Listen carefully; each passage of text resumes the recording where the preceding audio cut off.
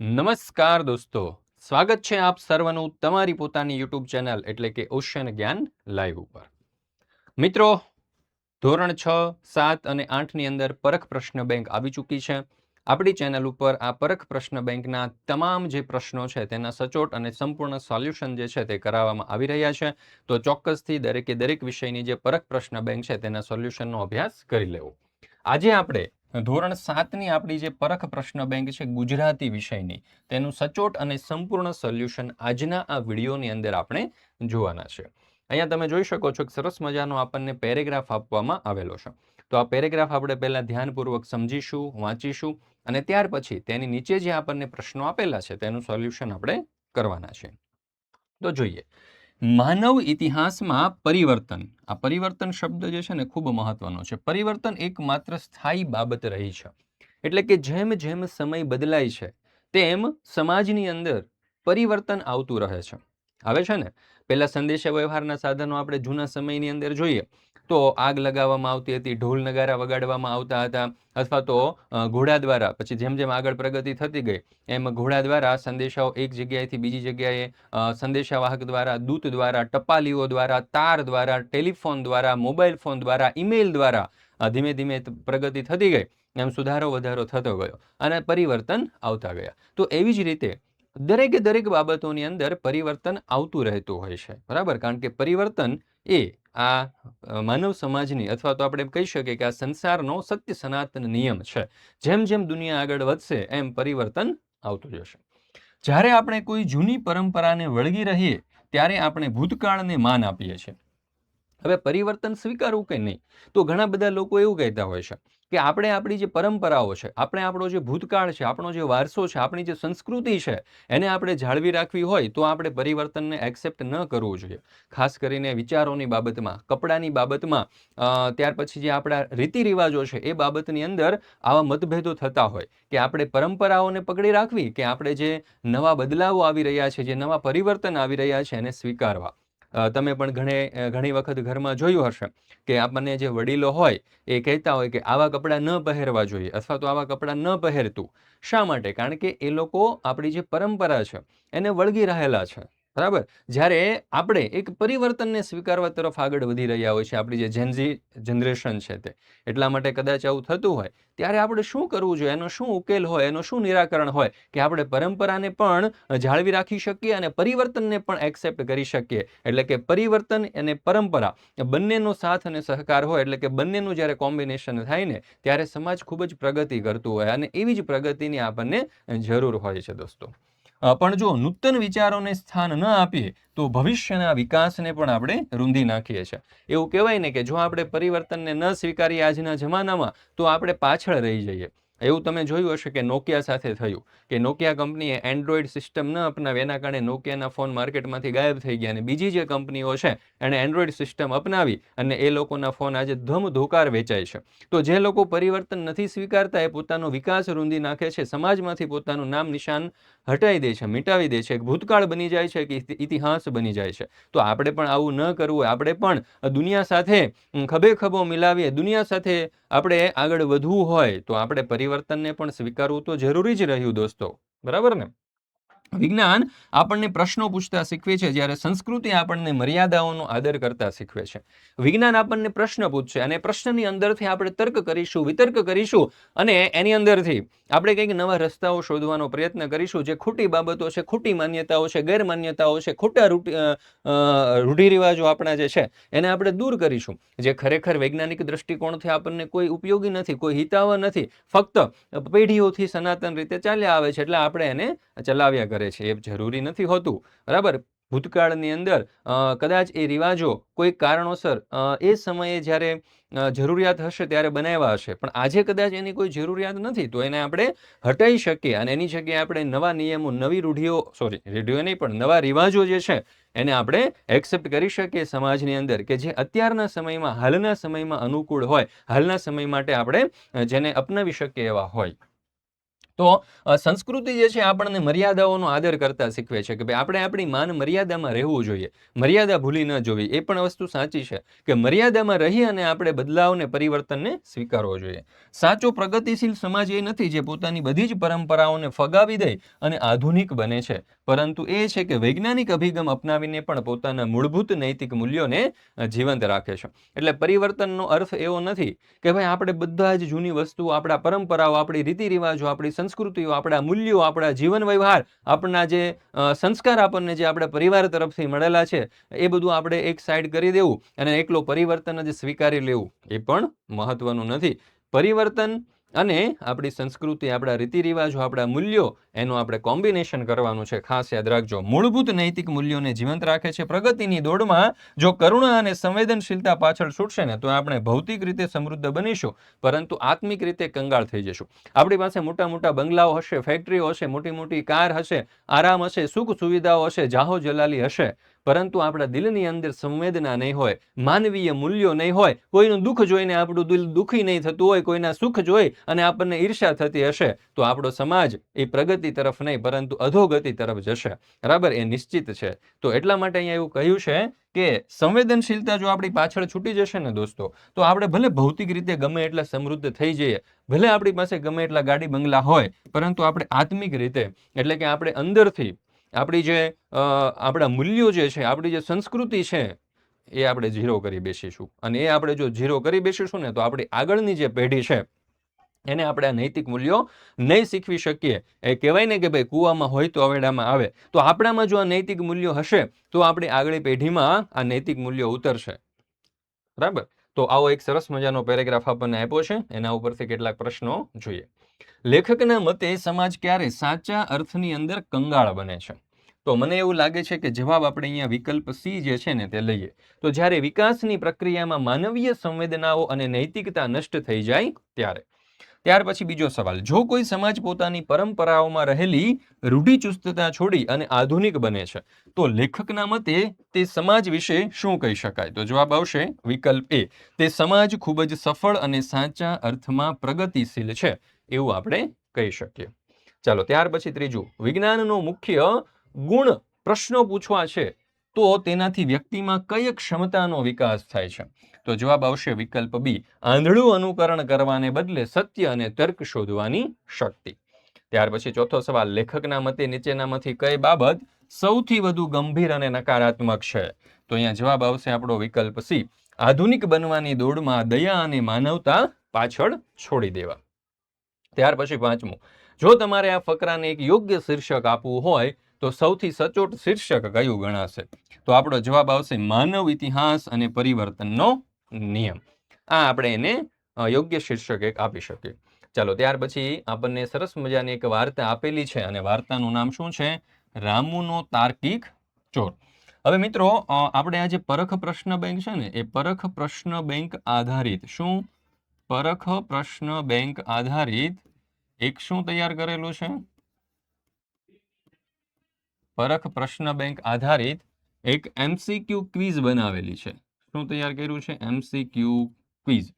હવે આ MCQ quiz તમારે આપવી હોય તો આપણી એપ્લિકેશન ઉપર છે, ને એ પણ કેવી છે? તો કે તદ્દન ફ્રી છે, એનો કોઈ ફી નથી કે કોઈ ચાર્જ હોતો નથી. તો જરૂરથી આપણી એપ્લિકેશન ડાઉનલોડ કરી લેજો અને આપણી આ જે પ્રશ્ન બેંક છે, બરાબર, એ પ્રશ્ન બેંક આધારિત આપણી જે આ MCQ ક્વિઝ છે તે આપી દેજો. ચોક્કસથી તમને ફાયદો થશે, કારણ કે તમારી જે એકમ કસોટી છે એના માટે પણ ઉપયોગી થશે અને સાથે સાથે જે આપણી પ્રથમ પરીક્ષા આવવાની છે એના માટે પણ આ પ્રશ્ન બેંકના જે વિકલ્પો છે તમને ખૂબ જ ઉપયોગી થશે. તો જોઈએ સરસ મજાની વાર્તા. જો ગુજરાતના વડોદરા શહેરમાં એક રામુ નામનો ખૂબ જ ચતુર અને રમૂજી છોકરો રહેતો હતો. વડોદરાની વાત છે, ચતુર અને રમૂજી રામુ નામનો એક છોકરો હતો. એક દિવસ રામુ બજારમાંથી વડોદરાના પ્રખ્યાત પાન અને મીઠાઈ ખરીદીને ઘરે જઈ રહ્યો હતો. ત્યારે થાય છે શું? તો કે એક ચોર રામુની પાછળ પડે છે અને તેનો કિંમતી સામાન ભરેલો થેલો ઝૂંટવી અને તે ભાગવા લાગે છે. જેવો રામુ જતો હોય છે રસ્તામાં તો એક ચોર એની પાછળ પડે છે અને એનો કિંમતી સામાન ઝૂંટવી લે છે. ચોર ખૂબ ઝડપથી ભાગી રહ્યો હોય, રામુ તેની પાછળ દોડવાને બદલે શાંતિથી ઊભો રહ્યો અને જોરથી હસવા લાગ્યો. ચોર થોડે દૂર જઈને ઊભો રહી ગયો. તેને નવાઈ લાગી કે આ છોકરો રડવાને બદલે હસી કેમ રહ્યો છે. તમને પણ નવાઈ લાગશે કે આવું કેમ થતું હશે. સામાન્ય રીતે કોઈ નોર્મલ છોકરો હોય તો શું કરે કે ભાઈ ચોર એની કોઈ વસ્તુ લઈને જતો રહેતો હોય તો થાય શું કે છોકરો રડવા લાગે અથવા તો એની પાછળ દોડે અથવા તો દુઃખી થઈ જાય. પણ અહીંયા એમાંનું કશું જ ના થયું. અહીંયા શું થાય છે, છોકરો હસે છે, શાંતિથી ઊભો રહે છે. એની પાછળ શું હતું કારણ જોઈએ. ચોરે પાછા વળીને પૂછ્યું, એ મૂર્ખ, હું તારો સામાન ચોરીને ભાગી રહ્યો છું તો તું હસે છે કેમ? રામુએ હસતા હસતા કહ્યું, અરે ભાઈ, હું એટલે હસું છું કારણ કે તું ખોટા રસ્તે ભાગી રહ્યો છે. જો હવે આ ચોરને પણ નવાઈ લાગી કે સામાન્ય રીતે જ્યારે હું ચોરી કરીને ભાગું છું ત્યારે લોકો મારી પાછળ દોડે છે, લોકો દુઃખી થાય છે અથવા તો લોકો જે છે એ પોલીસ સ્ટેશન જતા હોય છે, જ્યારે આ તો એનાથી એક્ઝેક્ટ ઊંધું કરી રહ્યો છે, હસી રહ્યો છે અને શાંતિથી ઊભો છે. એટલે ચોરને પણ લાગ્યું કે ભાઈ આ શું છે, આવું તો મેં પહેલી વાર જોયું. એટલે એણે છોકરાને જ પૂછી લીધું, એટલે મૂર્ખ, હું તારો સામાન લઈને ભાગું છું ને તું કેમ હસે છે? તો જો છોકરાએ જવાબ શું આપ્યો, જો, કારણ કે તું ખોટા રસ્તે ભાગી રહ્યો છે. તું જે રસ્તે જાશો એ રસ્તો જ ખોટો છે. તું જે રસ્તે જાય છે તે રસ્તો સીધો પોલીસ સ્ટેશન તરફ જાય છે. જો તારે સાચે જ બચવું હોય તો જમણી બાજુના અંધારાવાળા ગલીના રસ્તે ભાગ. શું કીધું કે જે અંધારાવાળો જે ગલીવાળો રસ્તો છે ને એ રસ્તે ભાગ. ત્યાં કોઈ પોલીસ સ્ટેશન નથી, ત્યાં અંધારું છે ને ત્યાંથી તું ભાગી શકીશ, બચી શકીશ. તો ચોરે વિચાર્યું, આ છોકરો તો સાવ ભોળો અને એકદમ મૂર્ખ છે. મને ભાગવા માટેનો રસ્તો પણ બતાવે છે. મેં એનો સામાન ચોરી લીધો છતાં મને ભાગવા માટેનો રસ્તો બતાવે છે. ચોર તરત જ જમણી બાજુની ગલીમાં ભાગ્યો. પણ ચોર એ નહોતો જાણતો કે રામુએ લોજિક વાપર્યું હતું. લોજિક એટલે કે તર્ક. લોજિક એટલે તર્ક વાપર્યો હતો, પોતાની બુદ્ધિનો ઉપયોગ કર્યો હતો. ચોરને પણ ઘૂમરી ખવડાવી દે ને એવી સરસ મજાની ટ્રીક યુઝ કરી હતી. એ ગલી અંધારી હતી અને આગળથી સાવ બંધ હતી. રામુએ ગલીનો બહારથી જ દરવાજો બંધ કરી દીધો અને પોલીસને બોલાવી લીધી. ચોર જેલમાં બેસીને વિચારતો રહ્યો કે લા મૂર્ખ તો હું હતો કે એ છોકરો હતો, કઈ સમજ ના પડી. તો આવી જ્યારે પણ જીવનની અંદર આવી કોઈ પરિસ્થિતિ આવે ને દોસ્તો, ત્યારે મૂંઝાવાનું બિલકુલ નથી. પહેલા તો શાંત મગજને એકદમ શાંત રાખો, બેબાકડા ન થઈ જાઓ, બરાબર, અને વિચારો ઇમિડિયેટલી, ત્વરિત નિર્ણય શક્તિ વિકસાવો કે ભાઈ શું આપણે આ પરિસ્થિતિમાંથી બહાર નીકળવા માટે ત્વરિત નિર્ણય લેવો જોઈએ જે આપણને યુઝફુલ થશે. તો અહીંયા આ રામુએ એવું જ કર્યું. રામુ ચોરને જોઈને રડવાને બદલે જોર જોરથી કેમ હસવા લાગ્યો?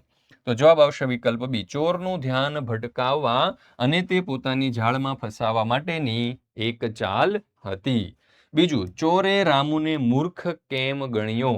તો જવાબ આવશે કારણ કે રામુએ પોતાને બચવા માટેનો રસ્તો બતાવ્યો. ત્રીજું, આ વાર્તામાંથી આપણને શું તાર્કિક બોધપાઠ મળે છે?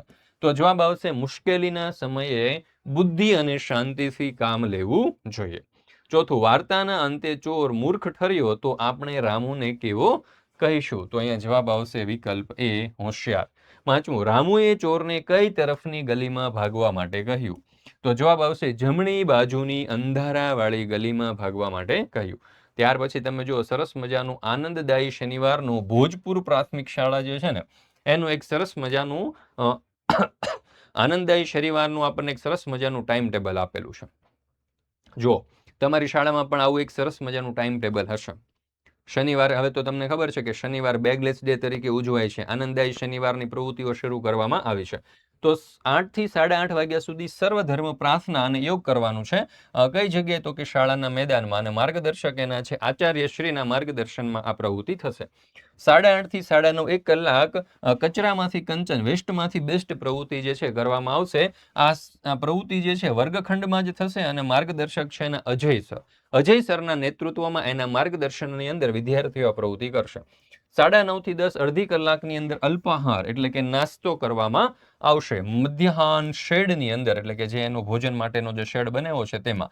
અને આ પ્રવૃત્તિ મોનિટર સમિતિ દ્વારા કરાવવામાં આવશે. જો અહીંયા કોઈ શિક્ષકો નથી, આચાર્ય નથી, પ્રિન્સિપલ નથી, શિક્ષકો નથી, કોઈ નથી, પણ કોણ કરવામાં આવશે? તો કે મોનિટર સમિતિ, જે દરેક વર્ગખંડની અંદર એક પ્રતિનિધિ હોય છે જે મોનિટર હોય છે એમના દ્વારા. ત્યાર પછી છે 10 થી 11:30 ગણિત વિજ્ઞાનના કોયડા ઉકેલ છે. એ પ્રયોગશાળાની અંદર થશે ને દિનેશ સરના નેતૃત્વ નીચે થવાનું છે. 11:30 થી 12:15 લોકગીત અને સંગીત સ્પર્ધા એ સભાખંડની અંદર થશે ને મહેશ સરના નેતૃત્વ નીચે થશે. અને 12:15 થી 12:30 15 મિનિટ સફાઈ ઝુંબેશ કરવાની છે સમગ્ર શાળા સંકુલની અંદર અને ઇકો ક્લબ દ્વારા એનું આયોજન કરવામાં આવેલું છે. તો આવું સરસ મજાનું આપણને શનિવારનું ટાઈમ ટેબલ આપેલું છે. એના ઉપરથી જોઈએ પહેલો સવાલ.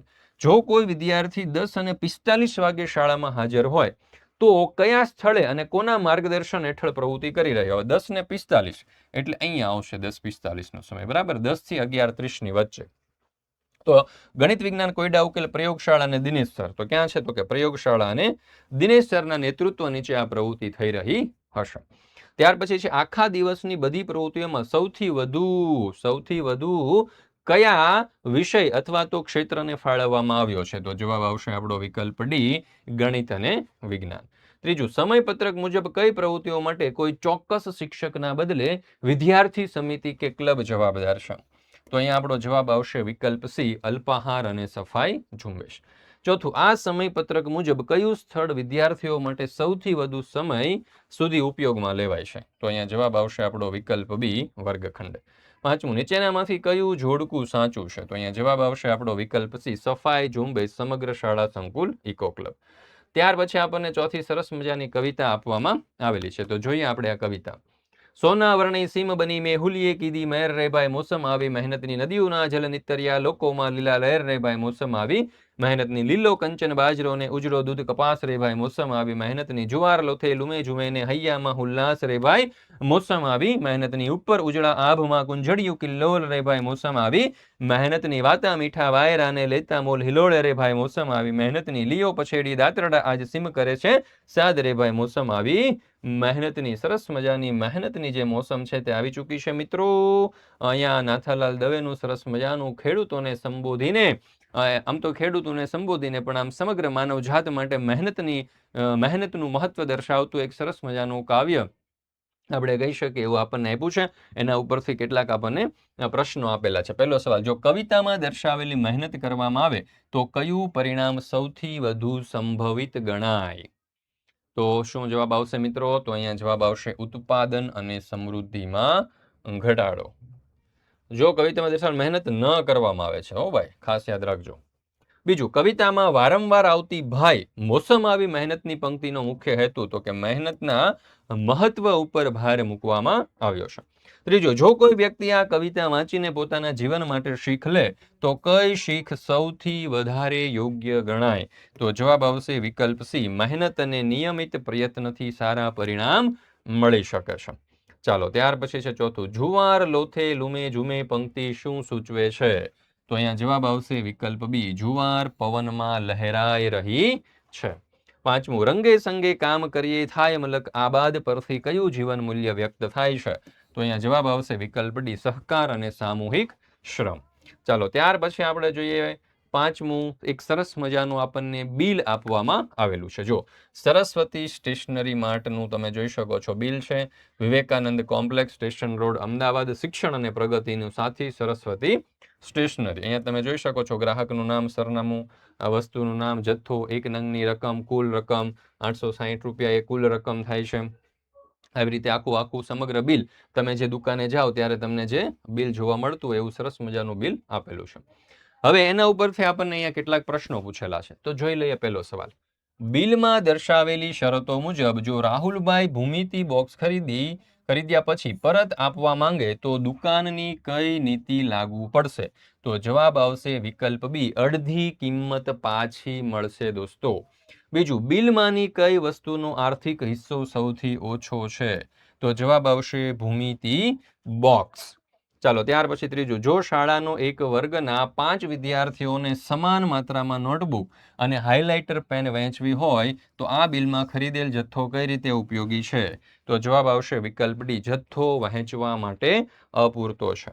ત્યાર પછી ચોથું, એક શિક્ષકને આ બિલમાં બતાવેલ વસ્તુનો ઉપયોગ ગણિતના તાસમાં કરવો છે તો તેઓ નીચેનામાંથી કઈ વ્યવહારિક રીત સૌથી શ્રેષ્ઠ રીતે શીખવી શકશે? તો જવાબ આવશે વિકલ્પ ડી, બેંકના વ્યાજની ગણતરી. પાંચમું, બિલમાં ખરીદાયેલી વસ્તુ ભૂમિતિ બોક્સ શિક્ષકને કયા વિષયમાં વિશેષ ઉપયોગી બનશે? તો અહીંયા જવાબ આપણો આવશે વિકલ્પ સી, ચિત્રકલા. ચાલો, ત્યાર પછી છે પ્રશ્ન નંબર 6, જાહેરાત. અહીંયા તમે જોઈ શકો છો એક સરસ મજાની જાહેરાત આપેલી છે, ચલો ગિરનાર પ્રકૃતિ પ્રવાસ 2024, ઇકો ટુરિઝમ ક્લબ ગુજરાત તરફથી ચોમાસાની ખાસ સફર. પ્રવાસનો ગાળો છે 2 રાત અને 3 દિવસ. ઉપડવાની તારીખ આપેલી છે, પરત ફરવાની તારીખ છે, મુખ્ય આકર્ષણ છે, પ્રવાસ ફી આપણને આપેલી છે. આ દરેકે દરેક વસ્તુઓ જે છે એ આપણને અહીંયા આપવામાં આવેલી છે. મોટેરાઓ માટે 4,500 રૂપિયા, 12 વર્ષથી નાના બાળકો માટે 3,000 રૂપિયા. ખાસ શરતો અને વળતર ડિસ્કાઉન્ટ પણ આપણને અહીંયા આપેલું છે. વહેલા તે પહેલા 15 જુલાઈ પહેલા બુકિંગ કરાવનારને ફી ઉપર 10%ની છૂટ આપવામાં આવશે. અને ગ્રુપ ઓફર પણ છે. 5 કે તેથી વધુ વ્યક્તિના બુકિંગ ઉપર એક બાળકનો પ્રવાસ જે છે એ તદ્દન ફ્રી અથવા તો મફત આપવામાં આવશે. અને 4 વ્યક્તિના પરિવારને રોપવેની ટિકિટની અંદર 50% વળતર એટલે કે ટૂર ફ્રી સિવાય આપવામાં આવશે. અને ટ્રેકિંગ દરમિયાન પ્લાસ્ટિકની બોટલ કે નાસ્તો સાથે રાખવાની મનાઈ પણ ફરમાવવામાં આવેલી છે. તો જોઈએ આ જે આપણને નોંધ આપેલી છે, જાહેરાત આપી છે, એના ઉપરથી સવાલો. તો આ પ્રવાસ દરમિયાન કઈ બાબત પર સંપૂર્ણપણે પ્રતિબંધ છે કે એ વસ્તુ કરવાની જ નથી? તો જવાબ આવશે આપણો વિકલ્પ સી, પર્યાવરણને નુકસાન કરે તેવા કચરા કે પ્લાસ્ટિકના ઉપયોગ ઉપર સંપૂર્ણપણે પ્રતિબંધ છે. બીજું, મનન પોતાની 13 વર્ષની બહેન અને માતા પિતા સાથે 10 જુલાઈએ બુકિંગ કરાવે છે, તો તેમને કઈ ઓફરનો સીધો લાભ મળશે? તો જવાબ આવશે વિકલ્પ ડી, પરિવાર ઓફર અને વહેલા તે પહેલા ઓફર. આ બંને ઓફરનો લાભ મળી શકે છે. ત્રીજું, આ જાહેરાત કઈ સંસ્થા કે ક્લબ દ્વારા આપવામાં આવી છે અને તેનો હેતુ શું હોઈ શકે? તો જવાબ આવશે વિકલ્પ બી, ઇકો ટુરિઝમ ક્લબ એટલે કે પ્રકૃતિની વચ્ચે પ્રવાસ અને પર્યાવરણ જાગૃતિ દ્વારા આપવામાં આવી છે. ચોથું, પ્રવાસથી પરત ફર્યા પછી રવિવારે વિદ્યાર્થીઓએ શાળાએ જવાનું હોય તો શું તેઓ જઈ શકશે? જાહેરાતના આધારે વિચારો. તો જવાબ આવશે વિકલ્પ બી, હા, કારણ કે પ્રવાસ શનિવારે સવારે 6 વાગ્યે જ પૂરો થઈ જાય છે. ત્યાર પછી 5મો સવાલ, ઇકો ટુરિઝમ શબ્દ અને જાહેરાતની નોંધ વચ્ચે શો સંબંધ છે? તો જવાબ આવશે વિકલ્પ બી, ઇકો ટુરિઝમ એટલે કુદરતની નજીક રહેવું, તેથી પ્લાસ્ટિક મુક્ત પ્રકૃતિ જાળવવાની નોંધ છે. ચાલો, ત્યાર પછી 7મામાં આપણને કેટલીક કહેવતો ઉપરથી પ્રશ્નો પૂછેલા છે, તો જોઈ લઈએ આપણે ભાઈ કહેવતો. મજા આવશે કહેવતો. જુઓ, દૂરથી ડુંગર રળિયામણા, આ કહેવતનો ઉપયોગ ક્યારે કરવામાં આવે છે? અહીંયા જે વિકલ્પો આપ્યા છે 4, તો મને લાગે છે કે વિકલ્પ બી, જ્યારે કોઈ વસ્તુ કે પરિસ્થિતિને જોવામાં સારી લાગે પણ અનુભવમાં તે મુશ્કેલ જણાય ત્યારે આ પંક્તિનો ઉપયોગ અથવા તો આ કહેવતનો ઉપયોગ થાય છે. બીજું, ટીપે ટીપે સરોવર ભરાય, આ કહેવત વિદ્યાર્થીને કયો ગુણ કેળવવાની પ્રેરણા આપે છે? તો અહીંયા જવાબ આવશે થોડી પણ નિયમિત રીતે મહેનત અને બચત કરવાની પ્રવૃત્તિ. ત્યાર પછી ત્રીજું, પાકા ઘડે કાંઠા ન ચડે, આ કહેવતનો સચોટ અર્થ કયો છે? તો જવાબ આવશે વિકલ્પ ડી, યોગ્ય સમયે જે કરવાનું હોય તે ન કરીએ તો પછીથી પ્રયત્ન જે છે તે આપણા એકદમ વ્યર્થ જતા હોય છે. ચોથું, શાળાના મેદાનની સફાઈ કરવાની હતી, રોહને એકલા કામ શરૂ કર્યું તો સાંજ પડી ગઈ. બીજા દિવસે બધા જ વિદ્યાર્થીઓ ભેગા મળી અને સફાઈ કરવા આવ્યા તો 1 કલાકમાં મેદાન ચમકી ગયું. આ પ્રસંગ કઈ કહેવતનો સાચો અર્થ સમજાવે છે? તો અહીંયા જવાબ આવશે વિકલ્પ સી, ઝાઝા હાથ રળિયામણા. ત્યાર પછી 5મું, રિયા વિજ્ઞાન પ્રોજેક્ટ પૂરો કર્યા વગર જ ઉતાવળમાં શિક્ષકને આપી દે છે, પછી ઘણી ભૂલો જોવા મળે છે. આ ઘટના માટે કઈ કહેવત યોગ્ય છે? તો મને લાગે છે કે ઉતાવળે આંબા ન પાકે. પહેલા એવું કહેવામાં આવતું કે ભાઈ જે વ્યક્તિ આંબા ઉગાડે ને એ વ્યક્તિ એના ફળ એટલે કે કેરીઓ ન ખાઈ શકતી, પરંતુ એની પછીની પેઢી એટલે કે એના પુત્રોને એના ફળનો સ્વાદ મળતો. બરાબર, એટલે કહેવાય કે ભાઈ ઉતાવળે આંબા ન પાકે, આંબાને પાકવા માટે 15 વર્ષ જોઈએ. પણ જો કે અત્યારે તો હવે કલમ ને એવું બધું થઈ ગયું છે, ટેકનોલોજી ખૂબ આગળ છે, એટલે 5 વર્ષમાં તો કેરીઓ આવવા લાગે. સુપર હિટ મેગા કપડા સેલ, ફેશન સાથે બચતનો અવસર, નૂતન ફેશન હાઉસ, તારીખ 10 થી 20 જૂન 2026, વિશેષ ઓફર છે. પુરુષોના કપડા ઉપર તમે જોઈ શકો છો 25% છૂટ છે, મહિલાઓના કપડા ઉપર 30% અને બાળકોના કપડા ઉપર 20% છૂટ, અને 2500 થી વધુની ખરીદી ઉપર આકર્ષક ભેટ પણ આલ દેવામાં આવશે. સ્થળ છે નહેરુ નગર, અમદાવાદ. સમજદારીથી ખરીદી કરો, વધુ બચત મેળવો. ચાલો, તો અહીંયા પોસ્ટરનો મુખ્ય હેતુ શું છે? આ પોસ્ટર શા માટે બનાવવામાં આવ્યું છે? તો કે ગ્રાહકોને સેલની માહિતી આપી ખરીદી માટે પ્રેરિત કરવું. બીજું, ₹2400ની ખરીદી કરનાર ગ્રાહક શું વિચારી શકે? તો જવાબ આવશે થોડી વધુ ખરીદી કરીને ભેટ મેળવવી. ત્રીજું, સમજદારીથી ખરીદી કરો, વધુ બચત મેળવો સૂત્ર કયો સંદેશ આપે છે? તો જવાબ આવશે વિકલ્પ બી, જરૂરિયાત મુજબ ખરીદી કરી અને ઓફરનો લાભ લેવો જોઈએ. આ પોસ્ટરમાં ભેટની જાહેરાતનો સૌથી મહત્વનો પ્રભાવ કયો હોઈ શકે? તો જવાબ આવશે ગ્રાહક ખરીદીની રકમ વધારવા પ્રેરાય. ત્યાર પછી પાંચમું, કયું વિધાન પોસ્ટરને અનુરૂપ નથી? તો જવાબ આવશે ખરીદી કરવા જવાહરનગર જવું. ચાલો, ત્યાર પછી છે પ્રશ્ન નંબર 9, પ્રેસ નોટ. અહીંયા છે આદર્શ સમાચાર, મહેસાણા, 4/6/2026. જ્યોતિ આંખની હોસ્પિટલ ફ્રી નિદાન કેમ્પમાં 6044 લોકોએ લાભ લીધો છે. તમે જોઈ શકો છો, બરાબર. એના ઉપરથી જોઈએ પ્રશ્નો. પહેલું, આ પ્રકારના કેમ્પો નિયમિત યોજાય તો સમાજ ઉપર કઈ સૌથી હકારાત્મક અસર થઈ શકે? તો જવાબ આવશે આંખના રોગો વિશે જાગૃતિ. પ્રેસ નોટમાં માનવીય અભિગમ શબ્દ પ્રયોગનો યોગ્ય અર્થ કયો છે? તો જવાબ આવશે દર્દીઓ પ્રત્યે સંવેદનશીલ અને સેવાભાવી વલણ. ત્રીજું, જો કોઈ દર્દી આર્થિક રીતે નબળો હોય તો આવા કેમ્પનું તેઓ જીવનમાં શું મહત્વ હોઈ શકે? તો જવાબ આવશે ઓછી કિંમતમાં અથવા તો મફતમાં સારવાર મેળવી શકે. આ પ્રેસ નોટનો મુખ્ય ઉદ્દેશ કયો લાગે છે? તો આરોગ્ય સેવા અંગેની લોકહિતકારી પ્રવૃત્તિની માહિતી આપવી. પાંચમું, પ્રેસ નોટમાં દર્શાવેલા આંકડાઓ દર્દીની સંખ્યા વગેરે શું સૂચવે છે? તો જવાબ આવશે કામગીરી, વ્યાપકતા અને અસર સમજાવવા માટે. તો મિત્રો, અહીંયા આપણે આ ધોરણ 7ની ગુજરાતી વિષયની આપણી આ જે પ્રશ્ન બેંક છે તે અહીંયા પૂર્ણ કરીએ છીએ. ફરી મળીશું મિત્રો આપણે ધોરણ 7ની જ કોઈ એક નવા વિષયની, ગણિતની અથવા તો વિજ્ઞાનની જે પરખ પ્રશ્ન બેંક છે તેના સચોટ અને સંપૂર્ણ સોલ્યુશન સાથે. ત્યાં સુધી રજા લઉં છું. જય હિન્દ, જય ભારત, જય જય ગરવી ગુજરાત. અને કોમેન્ટની અંદર જરૂરથી જણાવી દેજો કે તમે પરખ પ્રશ્ન બેંકની MCQ ક્વિઝ કે જે આપણે એકદમ ફ્રીમાં રાખી છે, બરાબર, એકદમ ફ્રીમાં ક્વિઝ છે, તે તમે આપી દીધી. જો આપી દીધી હોય તો કોમેન્ટની અંદર યસ, અને ન આપી હોય તો હું ટૂંક સમયની અંદર આપું છું, બરાબર, એવું કોમેન્ટની અંદર જરૂરથી જણાવી દેજો. ચાલો, જય હિન્દ, જય ભારત, જય જય ગરવી ગુજરાત.